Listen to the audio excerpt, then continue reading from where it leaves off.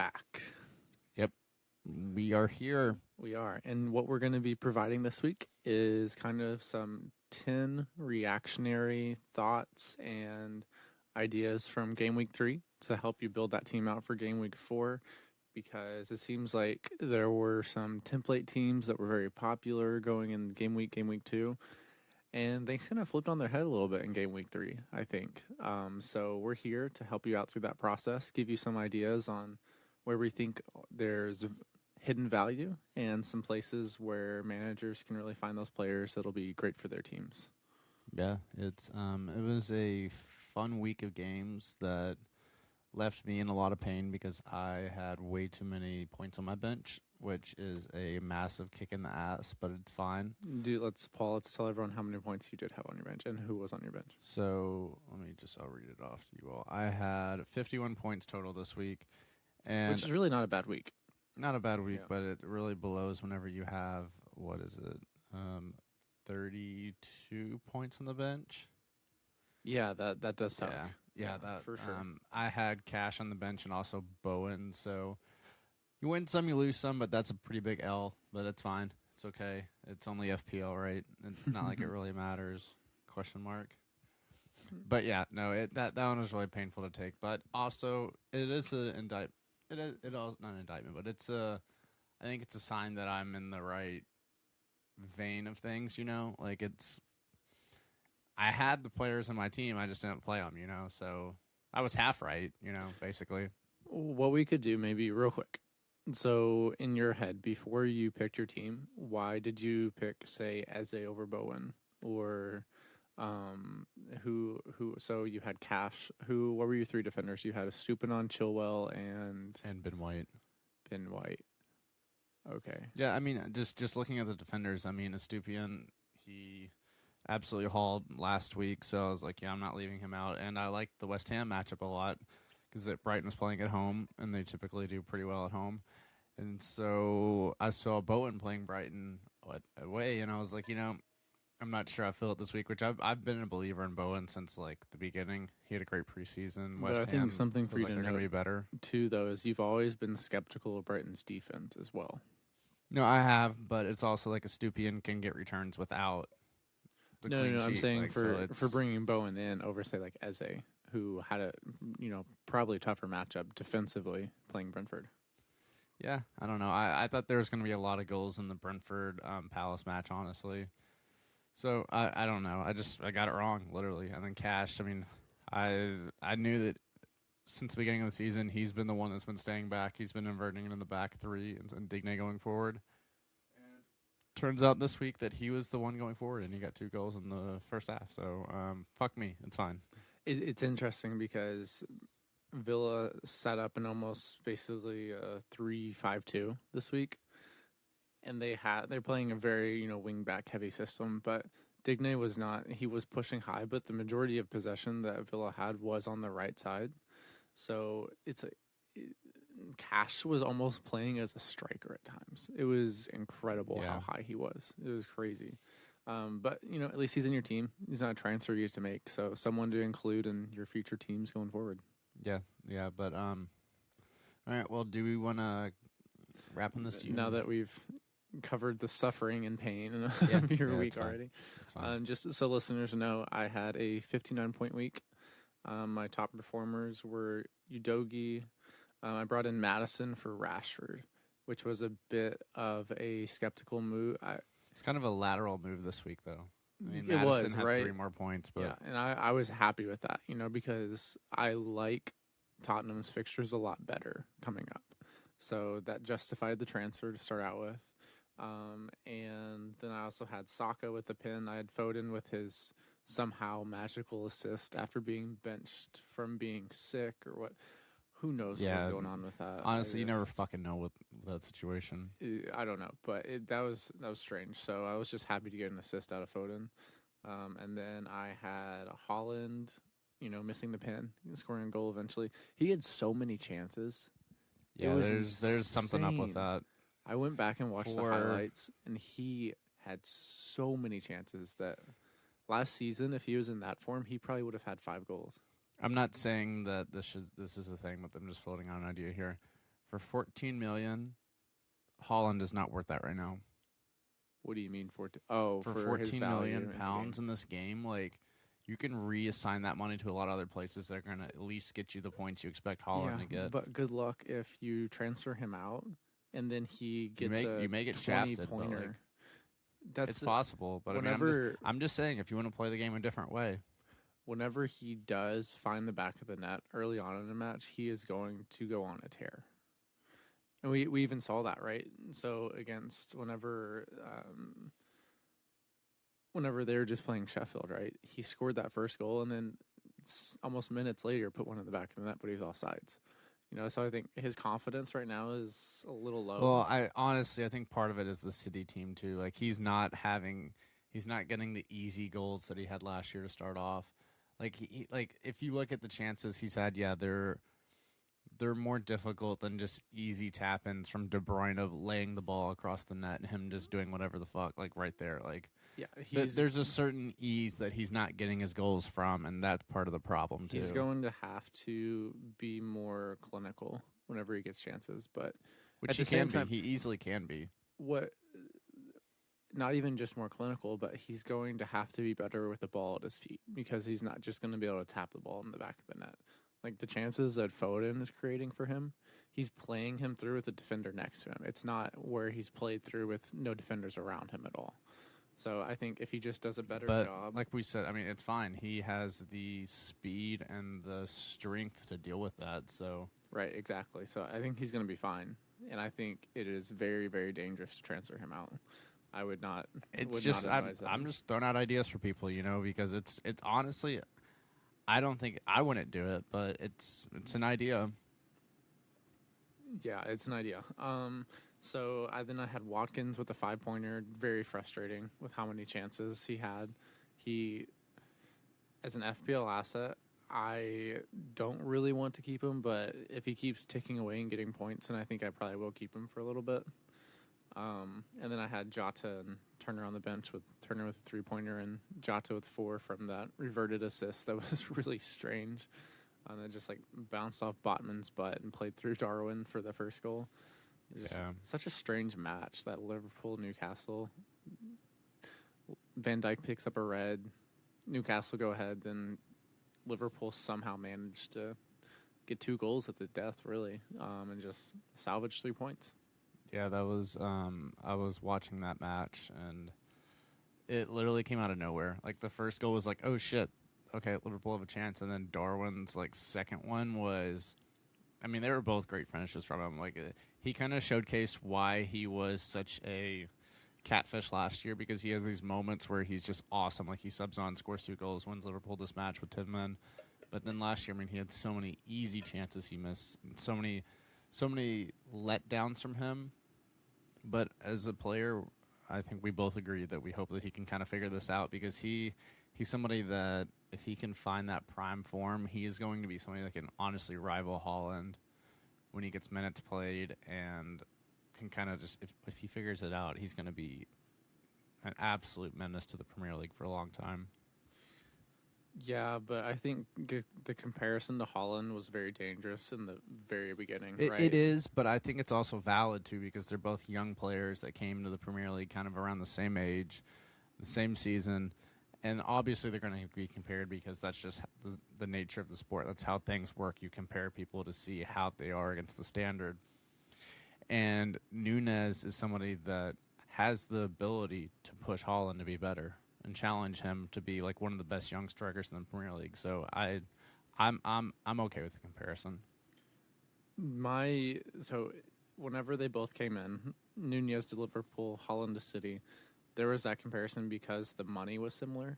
But in my opinion, I don't think maybe they have the potential to have similar abilities, but Holland is just 4 classes above, in my opinion.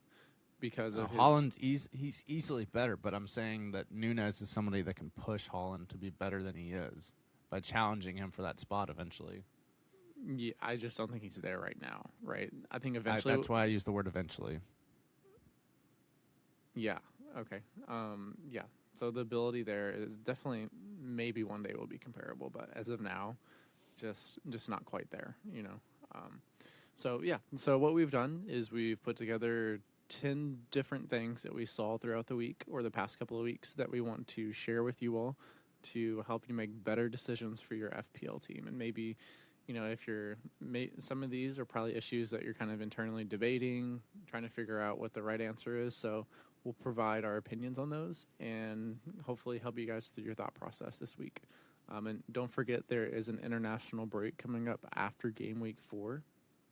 So we'll have a week between fixtures, and we will not have any matches until September 17th or 16th. I'm not sure. It's that weekend. So we'll have fixtures for 4, a blank, and then game week 5 will resume around the September 17th. Okay. Yeah, we'll wrap on this one and get back in a couple minutes.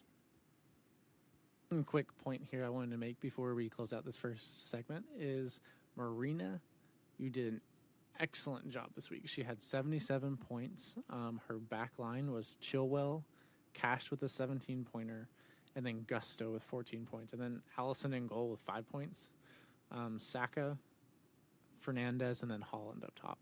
So I am very impressed with how she picked her team this week. And honestly, we'll see if she can outscore all of us.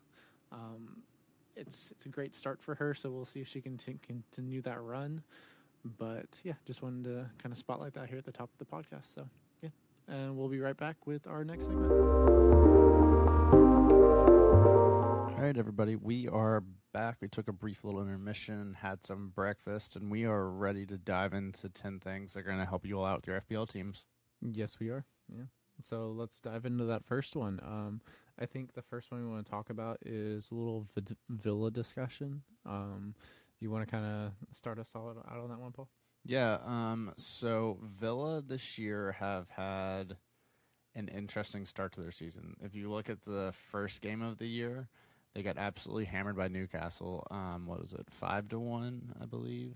Yeah, it was 5-1. And that was the result. I think there were a lot of people that were excited going from preseason, especially, and then into this season, they were really excited about what Villa was doing, everything that's occurred to them so far, and it's one of those things that this year, and then they bounce back, and then they have this week where they beat Burnley 3-1. And it just looks like as an FPL owner that, they have Matty Cash, who was on my bench, like we discussed earlier. There's Diaby, there's Watkins. They have a lot of viability, and they're going to score goals from what it seems like. So it seems like a team to me that we should all consider investing in. Because, a lot of these assets, too, are lower value assets that for a price point for what you're going to get out of them are good options to consider. I think that's going to be a theme throughout for when we're picking these teams and looking at them. A lot of the value in these players is that their price point is really low, but there's also tremendous upside because of the systems they're playing in for their clubs. And one of those prime examples for Villa is Diaby, right? Just newly integrating in the Premier League, and he's looked really great. He's converted his chances extremely well. That one yesterday against Burnley was a really nice goal. Yeah, he has an XG, according to the Premier League website, of 0.88 and has 2 goals from that, right? So he has 2 goals, sorry. 2 goals, 1 assist, and really I think he is an excellent option. The issue with him is we weren't sure what to expect, but Villa have an incredible run coming up. Yeah, they do. The next 3, they have Liverpool, which is a tough one. And that is away, so it's going to be at Anfield. They have Crystal Palace, Chelsea, Brighton, and then after that, they have 7 out of the next 8 fixtures are green on the FDR ranking on the Premier League site. So I would fully expect someone like Diaby and Cash to be going into teams very soon. Cash will go in immediately because of his game week, but oh yeah, absolutely, he's going to have a lot of transfer. I expect a price rise for that one for me. Diaby is going to also be going into teams, I think, very quickly, very soon. And this is another reason why I'm kind of scared to move Watkins out of my team, right? Because even though he's frustrating, he has, the second highest XG of any player, which the highest XG is Matty Cash with 2.09, and Watkins' XG is 1.16. That's crazy. Pretty wild. Yeah, that's insane. And Crazy little stat. A big part of his XG came from the last match. It was 1.35. So, that's probably 3/4 of his XG right there just from one match. So if he was in your team, be glad he was, because he excellent FPL asset. Could for be that even one better. match. He would be on your bench where you can just appreciate that he has the points and you don't get them. That would be even better, right? Now you really get to value it, right? And you can think back on it. And so are there any other kind of underlying Villa assets that you'd be interested in outside of what we just talked about? For that, not really. I think those three we talked about, Watkins, Diaby, Cash, are probably the three main ones. I think Digne may be somebody that is interesting to other people, but I think already having one Villa defender, I know I wouldn't be. Mm-hmm. Like, I'm for sure not going to double up on them. Because, I think there's one thing that they're going to give up goals. I don't trust this defense that much. Right. But it does seem like, they're, like, I think if you don't already have Cash, Digne is an option for you, too. Because it seems like they're going to fluctuate who's going higher and who's not based on this week and the last couple weeks. From what I understand, Digne is still rumored to be on the chopping block in the transfer market. And the way I see it, he's just a filler until Moreno can get back. The left back that Unai Emery brought in last season. He had a hamstring issue, I believe is what it was, and he should be back after the international break. So someone to keep an eye on. He'll be coming in right around the time when those fixtures get really nice. If you pick him up for game week 6 with Sheffield away, that could be a great one to bring in Moreno. And someone that I'll be eyeing, frankly, myself. I think he's an incredible FPL asset. Yeah, I think he has a lot of viability, so he does. I think it's a good option. Someone to keep on the radar. Yeah, you want to bounce to our next idea? Yeah, so our next idea is we think that now is the time to move on Newcastle assets. If you watched that last match against Liverpool, they looked really good to start out the match, right? And they're very progressive. The midfield there is Newcastle's midfield. Their creativity is so much fun to watch between Bruno, Tonali, and even Joelton. Yeah, I really like the way they've set up. I do worry a little bit about the attackers at the moment, just because of I think Almiron was in incredible form last season, and he's out of form this year. So if he better be careful, or he's going to lose that starting spot. If he's not giving you the goal contributions, when you have someone like Harvey Barnes sitting on the bench, you for sure want to get him in. Honestly, I could see a situation too where if they want to get Wilson in the starting 11, where they just put Isak on the right wing. I think their best front three is Wilson, Barnes, and Isak. Gordon's not going anywhere after that performance this weekend, so. Yeah, I just think eventually they're going to play their way into that system where it ends up being Wilson and Isak and.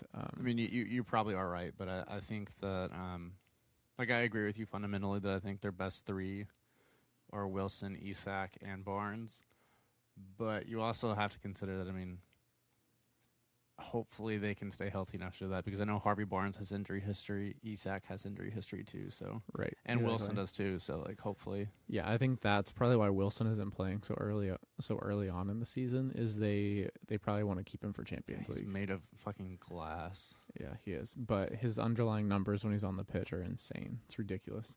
What his XG is, expected goals per 92. Yeah, okay. So if we want to kind of think about these Newcastle assets, let's look at expected goal involvement, because that's combining XA, XG, gives us an idea of who's really kind of creating overall for them. Gordon has an XGI of 1.32. The majority of that did come from the Liverpool match, but he's someone to think about at a price point of 5.5, someone who we know is going to be locked into one of the more aggressive teams in the Premier League. Someone to think about, right? He's such a good enabler, right? And someone you can put on your bench, take him in and out easily, because you're not worried about that price point. I was really surprised though that Isak is fourth down on XGI. I thought that he'd be far higher than that. I thought he'd probably be number one, but I think after the first match, he's just kind of struggled to find good positions, get himself in those places where he can convert opportunities. And I think, Newcastle are lacking a bit of creativity up top, honestly, at this point. They are, but I think it's also just them trying to figure out all these new pieces and how they play together. Like, I also think a undervalued person that could be viable for Newcastle is Tonali. Okay, right. I mean, I think like if you saw in the Liverpool match, especially in the first half and towards before Liverpool took over in the second half, that Tonali is going to be in that role where he's kind of arriving late in the box sometimes, and he's going to be around that area where I think he's gonna find some goals this year for Newcastle. So yeah, I like that. He's such a talented player. Yeah. That he has a creativity to him too that will allow him to become an FPL asset. He's a little bit of a shout, someone who's a little bit of a stretch at times because it's not locked on like someone like Isak that he would be involved in those goals. But his creativity is there, so definitely he will have those goal contributions. It's just if you get the right week or not, really. It's kind of how I see it. It would have to be really good timing. Yeah. So the reason why we think Newcastle is a good opportunity is because they have a great run of fixtures coming up. And you could even argue, some people would argue it starts at 6 when they play Sheffield United, but they play Brighton in game week 4. That's away at the Amex. I feel like that could be a really good fixture for Newcastle. I'm most excited about that next week. Yeah, it'll be a fun match to watch. We'll see if Brighton can bounce back because they really kind of dropped the ball against West Ham. Tactically, it felt like they were making some mistakes with the way they set up. Yeah, is what I thought. And they haven't adapted to not having Caicedo in the middle either. Yeah, there's a lot of things that Brighton are trying to figure out, but I have the mindset that they totally will. Yeah. So, we think now's a great opportunity. Newcastle's going to become a very popular team in FPL, probably after the international break is what it seems like. But at the same time, if you want to get in early now, go ahead and go for those Newcastle assets. Maybe bring them in game week 4 this coming week or game week 5 after the international break. Make sure all your players are going to be healthy, not picking up injuries when they go report for their national teams. And get them in those teams now because they're going to become a hot commodity very soon. Yeah, those are all good points. Like I kind of agree with you there. All right, do we want to bounce to our next topic? Yep. Okay, next we are going over to the coast. We're going to go check out Brighton. And this is a team that we are extremely pro on this podcast. I'd say, honestly, we kind of like... Brighton was very high on my list this summer of determining which club I wanted to follow for the rest of my life, just because the way they played last year made me fall in love with them and get to know their players, get to know basically their club by extension, and it's a great place. There's a lot going on at Brighton right now under De Zerbi's season. Like one of the main questions I want to pose to people is, which Brighton attacker do we go for? And I think we've detailed a lot of this on this podcast about Luke's in the Marsh camp, I'm in the Matoma camp. But it's also the question of, I don't know which one of us is right, honestly, because I think it's just really a week-by-week basis. And you have to really look at who they're playing and how they're going to attack this team. Because if it's a team that, like, say if I'm looking at a matchup where there's a stronger right back than a left back, then I'll lean more towards Matoma than Marsh, or either way, vice versa, back and forth. So I think it really just depends on that. And like we said, we know that Marsh is going to be more in the assist, and Matoma's going to be more in the assist, and Marsh is going to be more in the goals. So if you place more value there, go for it. But I mean, I think both of us agree that either way you go, I think there's going to be goals and assists involved with their attackers. The interesting thing about Brighton to me is that Marsh and Matoma are directly tied together. The success of both is inherently reliant upon the other. Because of the way Matoma plays, he's so aggressive and is incredible when he's in 1v1 with defenders. He usually beats that defender. Yeah. or either makes run-ins in behinds and eliminates defenders by doing that. So as soon as he breaks down defenders and makes the back line rotate, Marsh is in these incredible positions where Matoma squares it. If the ball cycles around to him, he's in these amazing positions, and that's why he's almost nearly leading Brighton with XG this season. You know, if you look at XA, Matoma is far and clearly going to be their most, creative asset in leading to goals. But whenever you also have, the possibility of Marsh getting the goals, I mean, the value there for either one is immense, right? And it kind of just comes down to personal preference. We know where we both sit on that debate, but I don't think either of us is wrong, really. No, it's personal preference. That's all it is. Yeah. So it's very interesting because it feels like Brighton almost have this issue with having a wealth of talent because they're not quite sure who to start. They're so good at scouting, literally. They are, and they just brought in a new DM. I can't remember his name. He's from Ligue 1, I believe. Yeah. I saw the tweet from Fabricio this morning. Hopefully he assists them in playing the way that they want to play because as of now they've been a little stagnant. The ball can't play through the middle, so they're struggling getting it out on the wings, and it's just it feels a little off at the moment, right? And that was clearly on display against West Ham, who are a team we'll talk about here in a little bit. I think this does need to be phrased that Brighton, over the next 6 match weeks, has a really difficult run of fixtures. They do. So I think what we'll expect to see here, I think a lot of people are going to move off João Pedro very quickly. Me included. Yeah, I think a lot of managers, he'll probably be the most transferred out asset this week. I would not be shocked if that happened. But I think we can also make sure Estupiñán should not be leading teams, and I think in both of our opinions, because his potential going forward, if you have someone who's playing striker, how could you not want to keep him in your team, right? The forward runs that he makes are incredible. It's just crazy how he plays. He just bombs down that left side. In regards to if they're playing Newcastle, Spurs, like all these teams, he's still going to be in great positions. I mean, remember Arsenal last season whenever you got that goal to death? Yeah. We should expect Brighton to get goals against the best teams in the league. Yeah, no, there's going to be goals, but like you said, clean sheets are going to be a major question mark, especially. Right. So they play Newcastle this week, Manchester United the next week, then Bournemouth, Villa. That's a big question mark. Liverpool, huge. Man City, question mark. If you look at their next 7 games, there's maybe 2 games where I think they should get clean sheet. So just be aware of that if you keep Estupiñán and you have him as a defender. The frustrating thing about João Pedro, though, is if he's playing, he looks really good, right?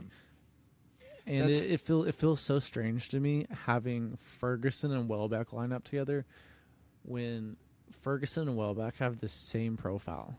And I don't understand what Zerbi was trying to... I do understand what he was trying to do, but it felt redundant to start Welbeck and Ferguson together. You know how I feel about Welbeck. I think he's just... I think if you start Pedro and Ferguson, you're going to get a lot more out of that. Yeah, you're cooking with some hot shit there. Yeah, it's a lot. It's a lot better. I agree, but I don't know. There's something about Welbeck, the stability he brings, that Zerbi just loves that. I think a good analogy for this, right? That video of the guy who's making fries and he drops it in the boiling pan and it shoots up in fire? Mm-hmm. I think that's Pedro playing with Ferguson. The talent there and also the way that they can interplay, I love. And but then you throw in Marsh and Matoma's ability to... Yeah, the creativity there is crazy. To kind of put all that together. You're right. It's a great combination, but to me it feels like something that we'll have to wait till later in the year to really go for Pedro, because he needs to solidify a spot, and it's just not there right now, My concern, though, is that amongst that striker / front line, I don't know if it's ever going to be solidified. I don't think we're ever fully going to know. We'll have to see as the year goes on. Yep. It's just a hypothetical. That's true. But I think that's kind of... Do we have any other final points on Brighton there? No, I think I'm all good right there. All right. Well, let's move on to the next one. This one is more of not even a hot take, but a little more underlying. I haven't heard this narrative quite yet come up in the FPL community. We think that Crystal Palace are going to be one of the best defensive teams in the league this season. If you look at the underlying numbers, they currently sit for expected goals against. They sit 6th in the Premier League with an XGA of 3.58. So, in comparison, City are number 1 in expected goals allowed with an XGA of 1.33. So, Crystal Palace are allowing not very many opportunities. They are very solid at the back, and they really don't commit that many people forward, right? They usually attack with like 4 or 5 and keep at least 5 back the entirety of the time. So I think we can expect them to sit relatively deep. Teams will probably be taking a lot of long shots against them, and expect to see them concede on set pieces or not concede at all, as far as I'm concerned. Yeah. No, I think you bring up good points, Luke. Yeah. If we look at Brentford, for example, right? Brentford has one of the highest XGs of any team. Going into Gameweek 3, they had the second highest XG behind City, I believe. And Crystal Palace shut down their attack, right? To a lot of the despair of FPL owners who had Vissa or Mbomo, they didn't get any returns last week whenever they played Crystal Palace. And that was at Brentford too, right? So I think going forward, if we can find a good Crystal Palace asset that we believe in defensively, I think they're an excellent team to look at, because I think they're a great shout for getting clean sheets. And they're bringing in Dean Henderson, right, for their keeper, so possibly even more solidity at the back. It's a team that I'm very kind of excited for. So if we're looking at Crystal Palace's XA, so we want to see who's creating with that team. Obviously, Eze is going to be at the top. His XA as of now is 0.99. I use second, but then Tyreek Mitchell, their left back, has an XA of 0.38. No assist up to this point, but he's played all 270 minutes. So that's probably someone to look at. I mean, his price in FPL right now is pretty low. Let me pull that up. He is currently priced at £4.5 million. If we think about it, that's usually a filler spot for a lot of defenders, right? If he's someone you can rotate in and out weekly, not even relying upon having him in your team, and he just rotates in depending on fixtures, he could be a great asset to have. He gives you access into Crystal Palace's defense, and he also gives you somewhat of assist potential as well. Yeah, so, I think it's valid. Someone to think about. They have a kind of mixed run of fixtures, but next week they have Wolves at home. I think, so like your whole point here, I think we're going to kind of see match week 5 against Villa where your thesis stacks up, because that's a really good attacking team where we'll kind of see what Palace can do with that. Well, I think we also kind of already saw that against Brentford, right? Yeah, but I mean, I think Brentford's like, I understand the numbers Brentford's put off early in the year, but I just feel like with playing Villa and then Fulham and then United, Forest, and Newcastle and then Tottenham, after that run of fixtures, we're gonna have a lot more answers. We will, right? We definitely will, and that's the thing about these ideas right now, right? Is we're making these kind of reactionary ideas, saying that this is something that could be very possible. We don't know for a fact if it's going to play out. It's nearly impossible to say how, but it seems likely, at least to me, that Crystal Palace could be a good team to look for a differential clean sheet. Yeah. Get a cheap defender, or even their goalkeeper, Johnston. A good rotation. Yeah, exactly. So, if teams are looking at wildcarding, perhaps maybe having one of those defenders Price in your enablers. team, could be a great person for your team. And you might get a couple clean sheets here and there. So, all right, Luke, are you good on Palace? Yeah, I'm good on Palace. All right, so next we're gonna bounce to North London, and no, not Arsenal. I can't talk all the time about Arsenal. We're gonna talk about, unfortunately, Tottenham Hotspur. And unfortunately, Yeah, have to, man. But so one of the main things that I think I've taken away from this early run of fixtures from Spurs is that I think James Madison will be in my team for the rest of the year. Like we know what he can do when he's on the attacking foot. Like he's one of the most gifted creators in the Premier League, I'd say. And with all the different options he has around him to create, distribute, he's going to be involved with goals. He's going to be involved with assists. He's going to be involved in almost everything they're doing. And this feels like a team that is still trying to figure out who they are and their identity. And one of their best players, Son, is kind of just floating out there on the left side, not really existing to the best of his potential, which happened last year. So there's maybe an existing issue that maybe something's going on with Son. We don't really know. But the whole point of this is that James Madison is going to be getting us results, and I think he should be in everybody's team. I mean, for his price point, he's 7.5, right? Like that's just necessary. I mean, like for what you're going to get out of him for the rest of the year, he's probably going to end up being, if Spurs don't absolutely fall apart, all this stuff, he's probably going to be top 3 on returns from midfielders for the whole year, be my guess. So if you don't have him, you should get him. And next week, I want to have a little discussion about Son. Do we think that the guy that led the Premier League in goals 2 years ago, do we think that guy's still in there somewhere, or do we think that's kind of moved on and passed?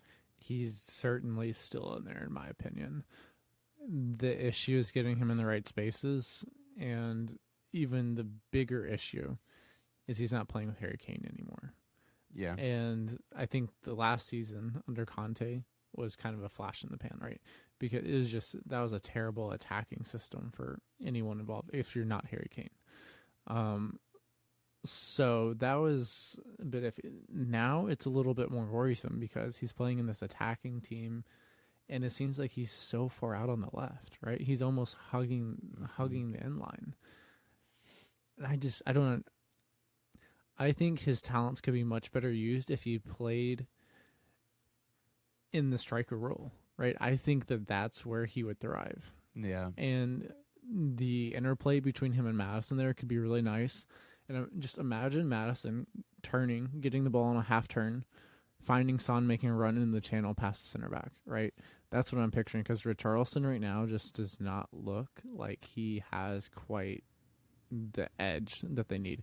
He has the motor. Like, he's going to put in the effort and the energy they need for him to play that position, but he's just not finding the right spaces, and he's not converting whenever he got played through by Madison. There was that Madison played him through the middle, and then he kind of bobbled things around and then took a shot off the keeper, right? If he's in form, he takes that touch and just hits it right around the keeper without even all the extra trying to make a touch here, wrapping it around himself. All that's unnecessary. He just needs to put the ball in the back of the net. And he's in his head right now. So I think Son would be a better shout for striker at the moment. Yeah, I see what you're saying, where Son's more of a central role where he can kind of just do a little bit less maybe and just kind of focus on scoring goals, which is something I think it's going to be one of those situations where when he finds the first one this year, we're probably going to see more goals and assists follow right after that. So it's somebody that, I mean, for $9 million to take a punt on him for a little bit. I mean, so they play Burnley this week and then Sheffield next week and then the North London derby against Arsenal in game week 6. It seems like Son over the next 2 weeks may be somebody to take a gamble on if you feel like doing so. I think if you're going to take a gamble, he's not a bad option to do it. Do we think Madison is the better asset to have for FPL right now? No question. Yeah. So that's established, right? We think Madison's a better asset. Yes, easily. Do we think it would be worthwhile to have Madison and Son in the same team? Is that something that you think would be an interesting? That's kind of what I'm proposing a little bit. I mean, playing Burnley, we saw what they did this week, and then Sheffield. I think there's going to be a lot of goals associated with those 2 games for Spurs. So just float an idea out there for people, you know? It's interesting, yeah. And then definitely something to think about. What were you going to say? I've got a secondary point on Spurs that kind of overlaps with another point we want to make later on. So you finish your thought, and then I'll go. Okay. So the next thing about Spurs I kind of want to explore a little bit is if we're looking for a defender on their team, there's two that I think have a lot of viability, and that's, how do you say his name? Like Udogie. Udogie is probably going to be number one. But then the one I want to look at is Pedro Porro. Because I think that he's going to have a week, I think, at a certain point where it's going to be like Naughty Cash, where he's going to have maybe a goal and assist, all these things, because he's going to be bombing forward on that right side. But so the way Tottenham have been playing, they've been inverting their right back into almost that DM center mid position, right? Yeah. So in like their first match, Emerson Royale looked great. He ended up getting a goal, and the way he was playing is he'd play that central position almost, and then make like a knifing run through the middle and overlap a little bit over top of Kulusevski. But my got with Porro or Royale is we don't know who's going to start week in, week out. That's the scary thing about them. I mean, Porro he got 87 minutes against United, 90 against Bournemouth, but we don't know next week what's going to happen. So and if that becomes clear that one of them is the favorite, and say one of them goes out in the transfer window before the deadline, then immediately, right? Like, incredible FPL asset. But something we do have to keep in mind, though, is whenever we look at these players, Udogie is £4.6 million, right? yes, And comparatively, Porro's 4.9 and Royale's 4.5. So Royale would be the same price point, but on the left side, I don't think Udogie has any competition for who's going to be playing left back. And if we know he's getting forward like he was last weekend, getting that assist along with the clean sheet, thank you very much, King. That's exactly what we want to see. We want to see someone who's locked in, who we think is going to start every single week, and has that creative potential. And I think Spurs will keep a fair amount of clean sheets.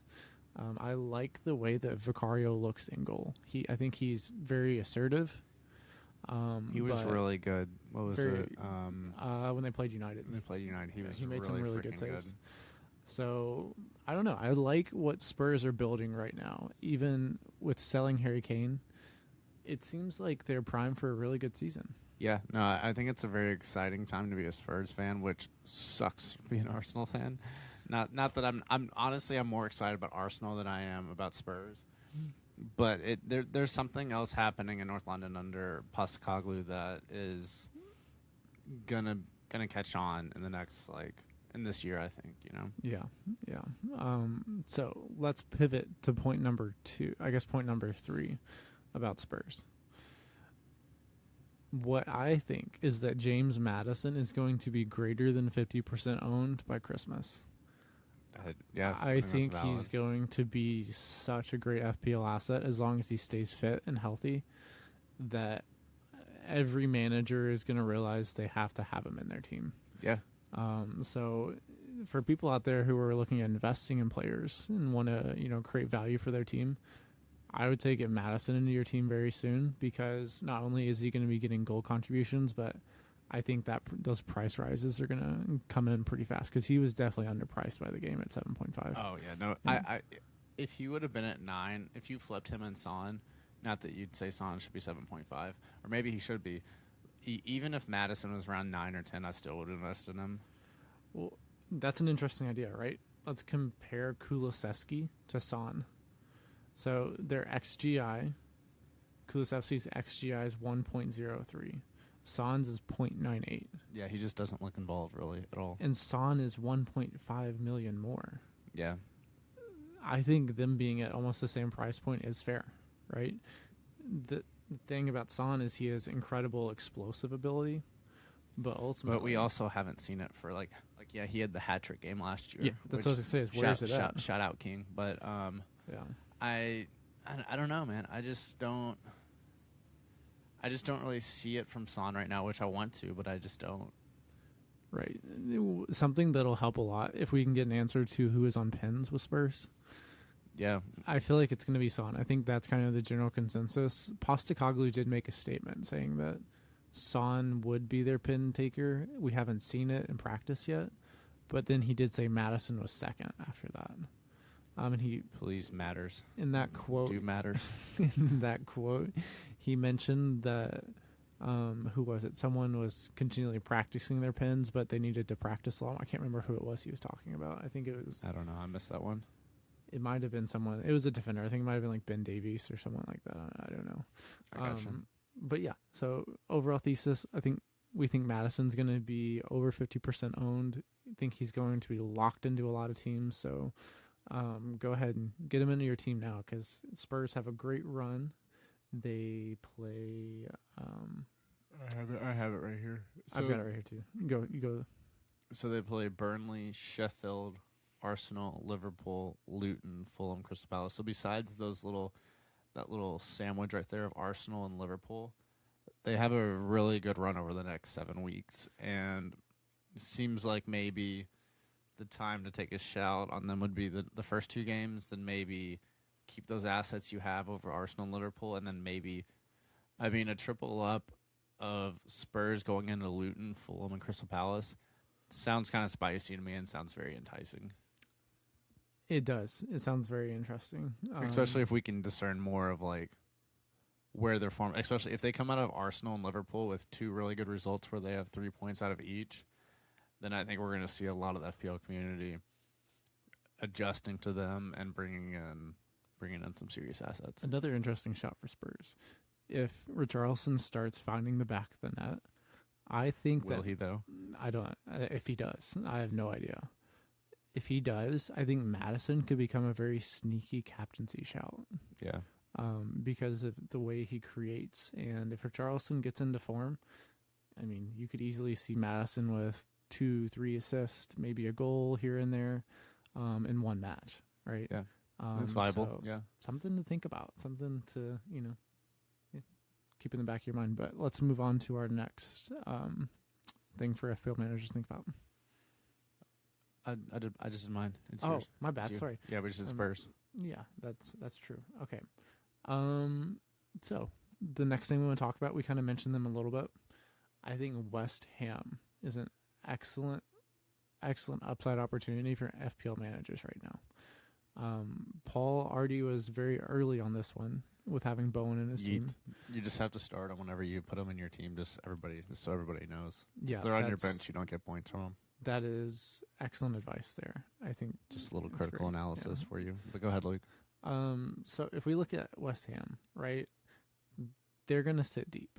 That's just who they are. They're going to be very solid at the back. David Moyes is focused upon building his team around being solid at the back and then building out from there. But with the addition of Ward-Prowse, a creative engine, we have Bowen on the right. Antonio looks Alvarez. good up top. Yeah, Edson Alvarez, the DM position, locking things down in the middle. But then we also have the addition of Kudus from Ajax. Yep. He is going to be a lot of fun. And I don't think his FPL price is out yet. If you could check on that, Paul. I haven't seen anything. But I think he just signed yesterday, so. Yeah. So the issue with West Ham at the moment is they have an incredible, difficult run of fixtures coming up. Yeah, it's bad. I'm not even going to lie. It's not good. But the good thing for you here, Paul, right, is you have Bowen at the moment. They go away to Luton this week. They're the Friday fixture. Mm-hmm. You can keep him for that and then happily get rid of him during the international break. Oh, yeah, absolutely. That's just so people know, right? So West Ham's run, they go away to Luton, international break, and then they come back and play City at home. Then they play Liverpool away. They play Sheffield at home, which is a really nice fixture. And then they play Newcastle at home and then Villa after that. And then the fixtures get a lot easier. So around game week 10, October 29th, a little ways off in the future. It's a little while. I think they could be a great team for us to look at. We'll see how they play, stack up against the really great teams in the Premier League. Maybe they put in some good performances. They played great against Brighton, who I think is secretly one of the better teams in the Prem. So It's very interesting. And if we're going to look at West Ham, what players do you think we should look at, Paul? I have a couple. Do you have a few that you think we should look at? I think from my perspective, Bowen, obviously, I think he's nailed on pins. He's going to be involved with their attack right away. And then also, Ward-Prowse, he always has the sneaky chance of, if you give up a free kick in the wrong spot, you know what's happening to that. So he is that option. I think that Paqueta. Paqueta.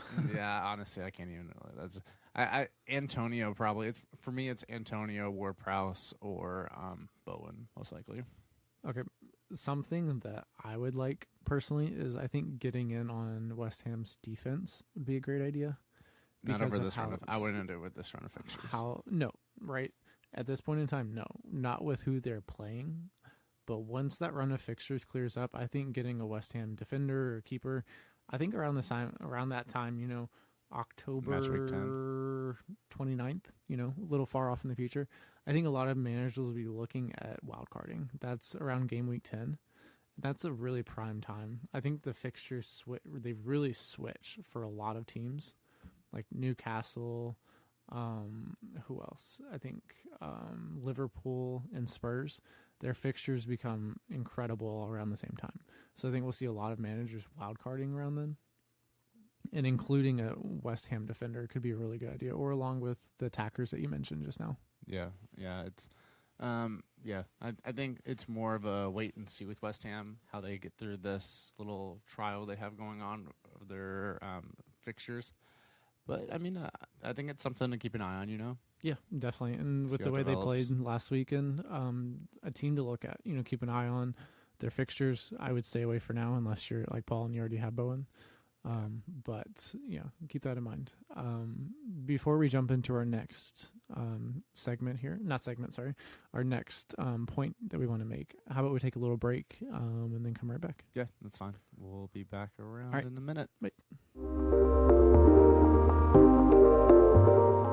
All right, everybody, welcome back to Top Ends with Twins. We're going to dive into a topic you all are probably tired of hearing me discuss, and that's going to be Arsenal.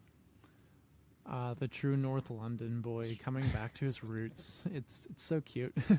Listen, when you're born in a small town in Kentucky, you have to make do with what you have, Lucas. That's true. No Premier League clubs around to support. It's really difficult to find an international club to support whenever there's only cornfields around you. So, true. Fair point. Good thing for we modern technology. We end up where we end up. That's true. You did go through the process. Yeah, you did the process. But from an FPL perspective, I kind of want to bring up Arsenal because I think there's a lot of questions right now with what Arteta's doing. He brought in a new system this year where Havertz is involved, and then he's not, and then Jesus has been hurt. Saka hasn't looked great, but he's on pins. And first he's not on pins, then he's on pins. Odegaard has looked like Odegaard still looks good. Martinelli hasn't had a great start to the year, so I feel like there's a lot of questions circling around Arsenal. So maybe we can help to reduce some of those question marks and make them more just periods, where we feel a lot more comfortable about some of these assets, or whether we discern if we should move off. Actually, one of the big questions I have right now, Luke, is that I'm going to pose to you, but we'll also talk through it. Is Ben White as an FPL asset? I think I'm about ready to move off him. You and the Gabriel owners as well are ready to move off of Arsenal's defense. Yeah, Gabriel's a whole different thing. But yeah. So, okay, as far as Ben White goes, right, he has been playing in that third center back position as of late, right? Oh, I guess second, honestly, because he's playing right next to Saliba, essentially, right? And preferably the reason why we think Arteta wants that is his ball playing ability from the back. Yeah. Absolutely. But as we saw last season when Ben White was playing right back with Saka, their interplay is really good. We're kind of missing out on that with Partey playing the right back and inverting into the midfield. Ben White's not able to push up the way he was before, and Saka doesn't have someone to interplay with that understands him the way that White does, I think, personally. really, in my head, I think Arteta is vastly overthinking things and needs to simplify. So you think the current system needs to kind of go away and they need to go back to last year's? Yes, I think so. That's the discourse I see on Twitter a lot with a lot of Arsenal fans. My question is, why would you not maybe... I would be okay personally with, if you are dead set on playing Partey, start him out at left back. Play Ben White as the right back. And then just invert Partey into that Zinchenko role from last season. It's kind of like the same conversation a little bit, though, because, I mean, even if you do that where you put Partey on the left, I mean, Ben White's still going to have to stay back a lot with Partey going forward. Not necessarily, because Zinchenko was inverting all of last season as well. I mean, he was, but like it's also like I don't know. I think Arsenal in my head, I'm going to keep Ben White probably this week, most likely, because if they go back to the old system, which I think there's a chance against United they possibly could, that Ben White is still he's an extremely viable FPL asset. He is, but I think at the price point you're paying 0.5 more than you are for Saliba. At this point, it's less than 0.5 because the price rises. But Saliba feels like a better asset to me at the moment because he has that goal threat, and now Ben White just doesn't have any kind of threat at all. No, there's nothing. If you look at the stats, it's like XGI, the match week 1, 0.03, match week 2, 0.02. Last week, 0.10. Like, there's just not anything there. And that's honestly, as an FPL manager, I think one of my big things this year, I was like, if I have a defender, they better be going forward because I want clean sheet chance. I also want goals and assist chance too, you know? Right. And the thing about Arsenal too is I feel like they're not going to keep clean sheets. It just feels like, even though they dominate matches, it just feels like they're built to concede fluke or, you know, say they play someone like Luton, right? Luton has 3 shots on target. You could see 2 of those going in. Yeah, right? it's just with the way it's really funny though. Like, it's one of those things where I feel like there's just something lacking in the mentality of the team where like, they kind of turn off for moments, and there's just these little times where, I mean, like against Fulham, I mean, they're up, they go up 2-1, they get the goal to secure 3 points, and then out of nowhere in the 86th minute, they give up a stupid corner, and then they let somebody literally have a tap in on the 6-yard box on a corner where nobody clears it. I mean, it's just shit like that happens where it's like you have to batten down the hatches, you know, to make, if they want to have the year they want to have, you can't let that shit happen. And in my opinion, Q Raya, I think I don't know when, maybe after the second international break, I think he's eventually going to lock in that starting spot because his shot stopping ability is incredible. Ramsdale's really good. He's Dude, Ramsdale's an elite shot stopper he's too. Good.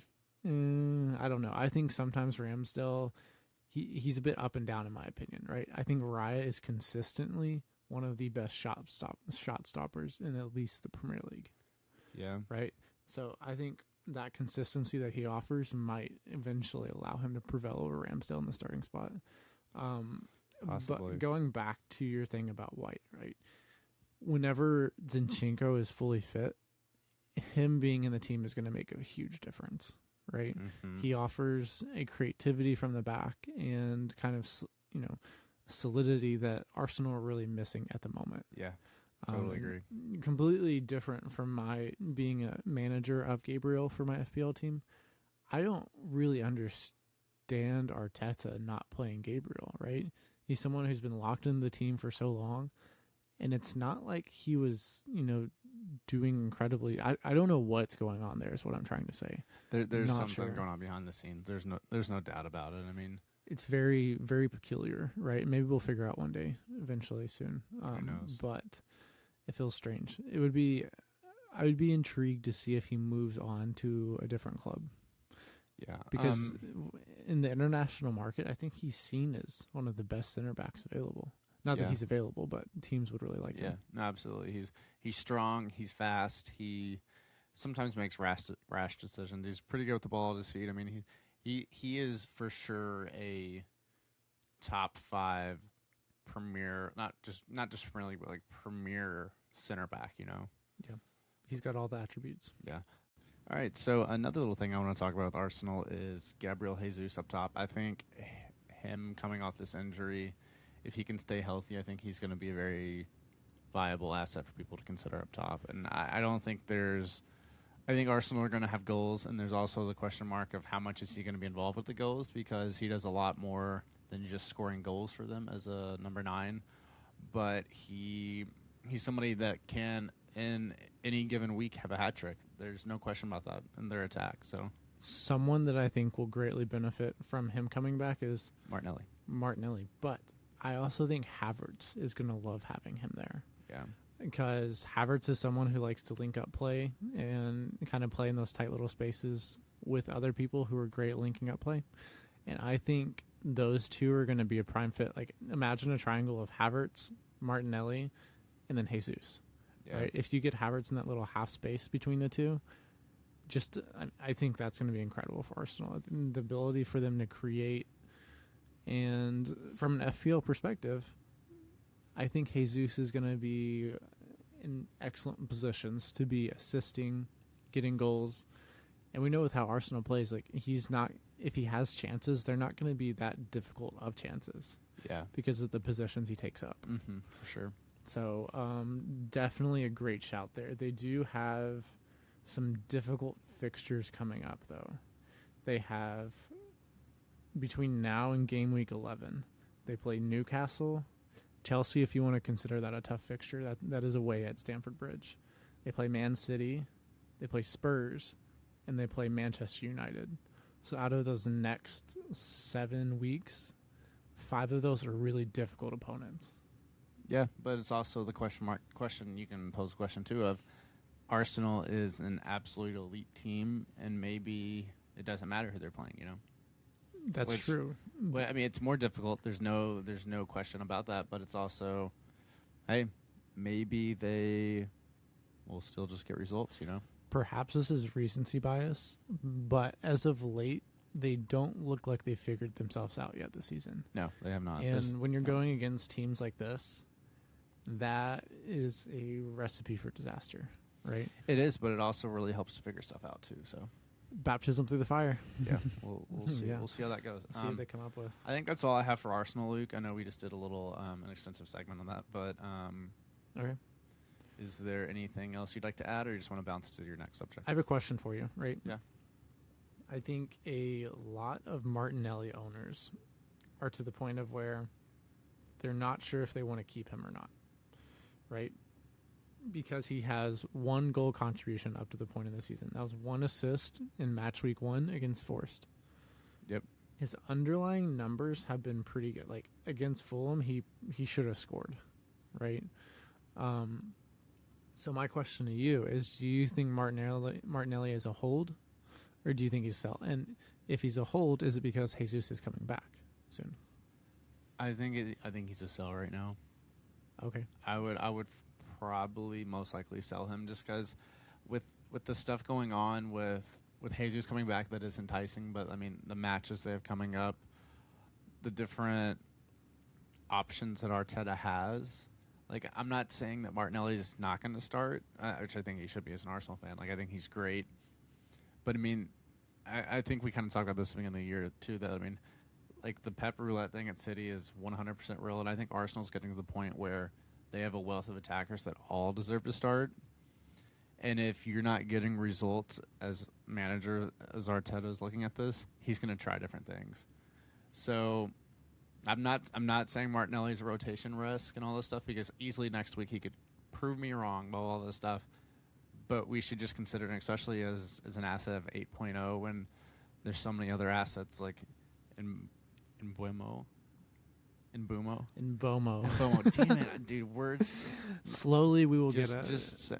I'm probably slightly dyslexic, so I'm giving myself a little out. But there's so many other assets. I mean, Marsh at 6.5, Matoma 6.5, where you can drop down a level and get more output than you've had with 8.0, and then you can redistribute those funds elsewhere. So I just think as a holistic FPL manager, there's probably better options out there than somebody that you're questioning who may have rotation risk sometime soon. Here's the thing. Raheem Sterling Oh, God. is priced at I $7 million. can't, dude, I can't. Priced do at it. $7 million. You could easily drop down from Martinelli to Sterling. And I think a lot of managers are going to make that pivot. Yeah. So let's go into our next point. This whole This segment's point- gonna just drive me up a fucking wall. The title of this point is Raheem just a dream? And I'm going to be honest, after looking at the numbers, watching the match against Luton, I think that performance is going to be a mirage. You think Right? so? The reason that I say this, right? So let's dive into the numbers, because that's kind of how we really want to make sure we're looking at this. From this past game week, Sterling ranked 5th overall for XG. Just in the 1 week, right? Against Luton, with his XG, he was 5th overall in the Premier League in XG.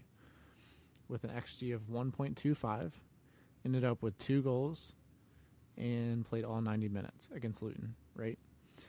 But comparatively, let's look how he's performed for the rest of the time there, right? When he's been with Chelsea for the rest of the season, right? He has accumulated an XG of where is this? Of 1.3. If we look at what his XG was in the last match, his XG was 1.25. So doing the simple math, his XG in those other 2 fixtures has been a cumulative XG of 0.05. Yeah. Right? So let me keep going, right? Go ahead. So our question there has to be, how did he get so high of an XG? How is he in such great positions? If you look at his heat map, he is predominantly on the right, obviously, right? But a lot of the places where he's picking up the ball are outside of the box. You know, there's a segment of his possession that is kind of to the right side of the 6-yard box. And on the heat map, that's going to be more of like a yellow, bright yellow. His red area of possession is probably 35, 40 yards away from the box. Well, away from the keeper, I guess I should say. So he's picking it up in like mid position, right? Yeah. He's not even in the final third whenever he's picking up, kind of in the second third, I guess. Mm-hmm. Okay, but if we look at Luton, right? Luton have conceded the second highest XG of any team in the Premier League. So they are conceding chances left and right, and they've played 2 fixtures. Yeah. They haven't played 3. That's go ahead, keep making your point. So this is the huge thing here. I think any team that plays Luton is going to find a lot of joy, especially at this point in the season, until Luton change what they're doing. Luton have to realize that they're not going to be able to play progressively. They're going to have to sit back, and they're going to have to probably pack it in even more so than they already have. Yeah, so the real question, sidebar, next week when West Ham plays Luton, are both teams just going to sit back in their halves and just let the ball stand in the middle of the pitch? What's going to happen? No one's going to kick it off. It's just going to someone's going to tap it. It's just going to sit. Like you have all 11 players just along the goal line. Okay. Yes. Yeah. My big point here, I think that Sterling is going to struggle. He looks better than he did. I will 100% give him that.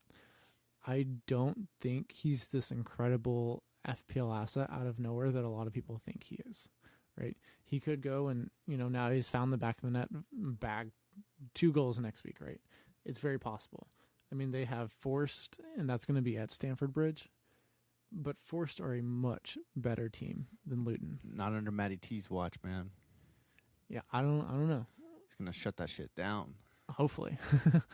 I hope. If he's still starting. Shut the fuck up. Don't say that. Yeah, so Don't talk I like that. really would just advise FPL managers to be very careful about Raheem Sterling, because they do have a good run of fixtures, right? It goes Forest at home, Bournemouth away, Villa at home, Fulham away, and then Burnley away. That's why everyone's so excited about Chelsea. They have great fixtures, but then those fixtures turn very quickly and they get very, very bad. They go Arsenal, Brentford, Spurs, City, Newcastle, Brighton, United. That's rough. Horrible. So I would greatly expect a lot of people to bring in Sterling this week and the probability, in my opinion, is that he blanks. We'll see. Because Forced are actually a really good team. I think they've impressed so far. You know how I feel about Sterling, and I'm not going to allow that to cloud my judgment on an FPL asset. Just kidding, I totally am. Because I'm not a rational FPL manager. But remember I remember last year, one of our points was that I know. But in that situation, I'm just in general for Chelsea. I don't trust them yet. That's more my point. Is that Chelsea is still figuring their stuff out, and yes, they had a really good week against Luton, but I don't believe in them yet. I don't think they know who they are. Like, and Nicholas Jackson, he's going to stay as one of my forwards, but that's just because he looks really, really good up top. But Chelsea as a whole team, I don't think they know who they are yet. So I don't know if Jackson looked good against Luton. Some of his touches were off, and I kind of felt like he was just kind of off the pace a little bit. He was, but he still got me a result too. So that does matter definitely. But I think there's a little more growth as a there collective body through the whole season. He's looked pretty good as Chelsea starting number 9. Speaking of Chelsea, can we just have a collective sigh that Ben Chilwell was 3 yards away from goal and decided to pass the ball when he had it one-on-one with the keeper? Chilwell. Shoot the ball. Yeah, bro. Just come on. Honestly, all he had to do is slide the ball to his right foot, which I know he's completely adverse to, and then just easily slide it by the keeper. He could have just hit it. He could have hit it with his left foot too. I mean, yeah, it's whatever. It's whatever. All right, Luke, are we done with Raheem? Not the dream, Sterling. I think so. The underlying numbers kind of tell a different picture than what people see, I think. So, yeah, we're done. Let's move on to our last and final point. Okay, so I want to focus real quick on Manchester United. And I think there was a lot of discourse going into this last week about the Rashford-Bruno camp, about people that had doubled up on United through that route. And we saw last week what can happen sometimes, where you question things, and then there's a week with United where it just kind of works out, I mean, Bruno had a pin, Rashford was on 10 points. Rashford wasn't on, he had 7. 7 points, not 10. Sorry, I was thinking of Madison. But yeah, I think that looking at United going forward, I personally have Rashford in my team, and I'll probably hold him just because if he's navigating back to that left wing, I think he can be dangerous against any team he plays. And they play Arsenal this week, which he has shown that especially last year, he loves showing up against Arsenal, and I think he's probably gonna get a goal or assist against Arsenal coming off this last week. You think Rashford will? Yeah, I think he will. Interesting. Yeah, I don't know. There's something about him running in from that left wing against the Arsenal that just scares the shit out of me, which I think... You're having flashbacks to when they played last season. Yeah. I for sure am, and he was in a lot better form then. But I don't know. I just feel like he's probably gonna get something out of it. Yeah. And I don't... The whole point is I really don't trust Arsenal's defense right now, too, so... That is proven, for sure. My question here is, my statement is, I think that Bruno is a far better asset to have than Rashford at this point. Because he's nailed on pins. He's nailed on pins, but his numbers are exponentially better. Bruno's leading the league in XA right now. He is probably leading in XGI as well, expected goal involvement. So from that perspective, I'm very happy I moved off Rashford this week, at least for now, right? Yeah. And now I have the optionality of saying, well, one of Bruno and Rashford aren't in my team, but I can still easily go and grab them after, maybe game week 6, game week 7. So, Luke, you're going to want to go earlier than that. Actually, I'd say even game week. So it's Arsenal, Brighton, and then Burnley, Crystal Palace, Brentford, Sheffield, and City. I think even the Arsenal matchup is one thing, but playing against Brighton at home, I think there's going to be goals there for United too. Yeah, right. And then of course the games after that. We have the international break between now and then, so that's something I'll think about. But really, in my mind, I would kind of like to maybe look at Hoyland to be in my team whenever he's healthy. That's Possibly. something that... That's something you're going to have to wait and see on, No, that's what I'm saying. Is I want to wait a little bit of time. And I think, give me 3 game weeks to see how United develop. If I want to get Bruno Rashford back in, I can easily do that.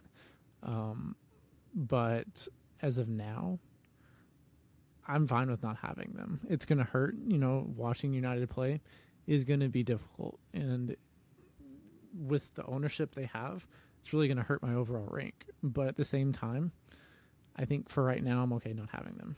Yeah, I mean, that's valid, dude. I think my whole thing is after holding Rashford through last week, which he almost was out of my team, he's probably just going to stay because, with Arsenal and Brighton and then the run of fixtures they have after that for the next 4 weeks, I'm going to want to have him.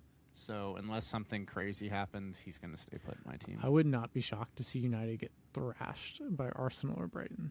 I think one of the two, for Arsenal to thrash them. One of the two. I think just if you look at the way United are setting up, I think there's not a lot of stability there defensively for them. With Shaw being out, Mount's out, so there's a lot of the interplay and the engine there gone. There's a lot on Casemiro, right, defensively. And let's say he picks up an injury, he picks up a red, he's shown he's very likely to do that in the Premier League. Because he's a... Never mind. Good call. Good call. I don't know. I think United is kind of a swerve for me at the moment. While they did play good last week, I think I'm okay with, not being on them at the moment. Yeah, that's totally agreed. That's totally fine. Well, I think that's all I have, Luke. Yeah, me too. I think hopefully we've been able to help FPL managers out there have an idea of what to do with upcoming weeks and kind of help them decide on some more difficult topics, kind of which way their team should go. So hopefully our information is helping you guys out there. Yeah, I think just like usual, if you have any questions, any discourse you want to run past us, just reach out to us on our socials.